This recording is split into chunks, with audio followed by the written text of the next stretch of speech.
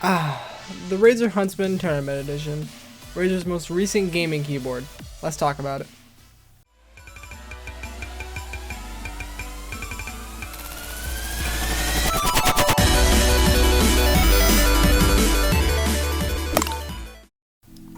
What's going on, everyone? It's Mizu here, and today we're looking at the Razer Huntsman Tournament Edition, Razer's newest addition to their Huntsman line of keyboards. This board comes in anywhere between 100 to 130 USD, depending on the day and whether or not Amazon feels like it. But that's besides the point. It's still alright price. Build quality wise, this board feels sturdy, but it's not too heavy, coming in at 725 grams. And it uses a aluminum top plate and has very little deck flex. The board itself is very minimal, with very little gamer aesthetics that you'd expect from Razer, besides the simple Razer logo below the nav cluster. Now, the hype around the board itself was that a Razer representative went on Reddit months before the board came out and asked everyone what they wanted in a keyboard. And these features, oh man, they're good features. First off, with the switches. The Huntsman Tournament Edition uses Razer's brand new optical linear switch.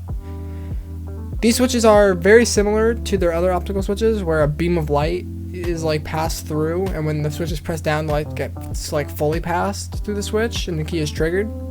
I know I probably did a really bad job at explaining that, so I'll have a thing up somewhere.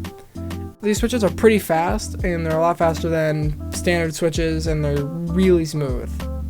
These linears come in at a solid 40 grams of activation force and activate at 1 millimeter. And they have 100 million keystroke lifespan, which is probably actually a longer, because it just depends on the light. But it's probably really good. Now, some of the bigger improvements Razer made with this are stuff like the stabilizers, which, by the way, each of these switches has its own built-in stabilizer to prevent key wobble.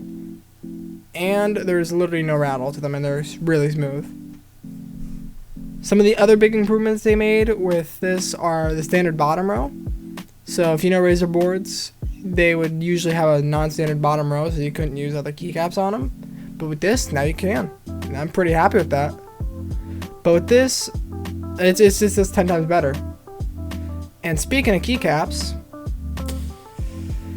these keycaps are pretty good. PBT plastic, double shot shine throughs instead of standard ABS double shots, which you would see on a lot of other boards.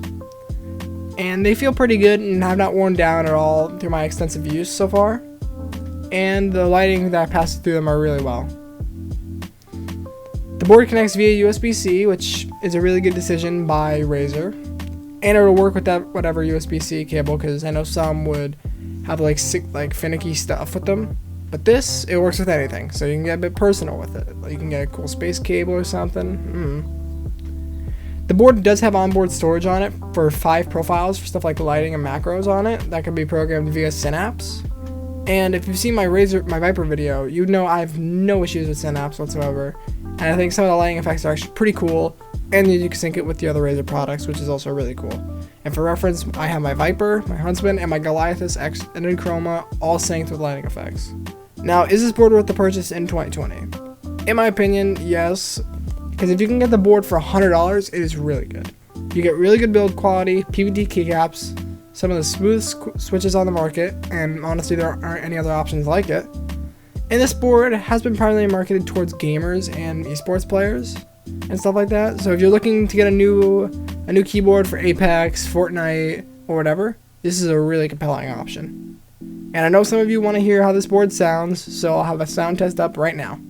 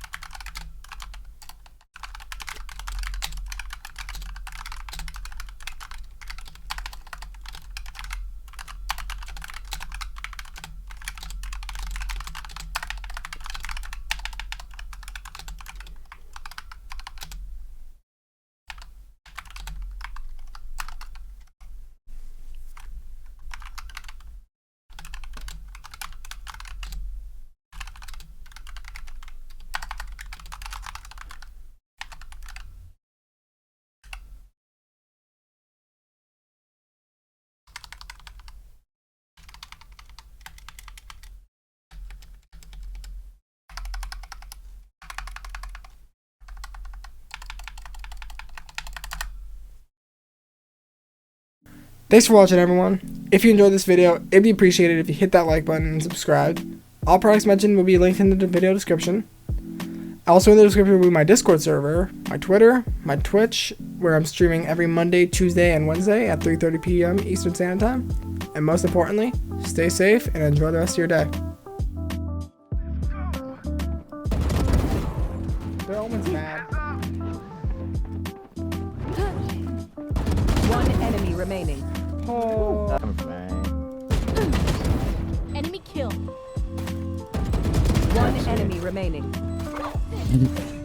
See ya. My ult's And ready. he's A. He's coming through the C. Get him, Roomba. Coming from C site.